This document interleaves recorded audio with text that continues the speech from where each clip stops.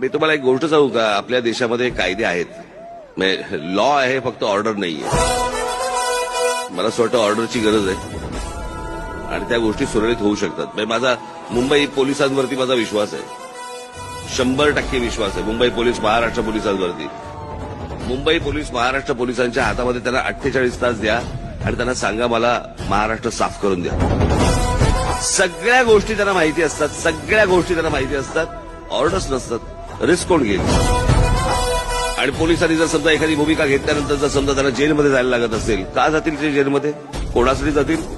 बसलेलाच माणूस टेम्पररी आहे, त्याच्यासाठी यांनी परमनंटली जेलमध्ये जायचं, याला काय अर्थ आहे का?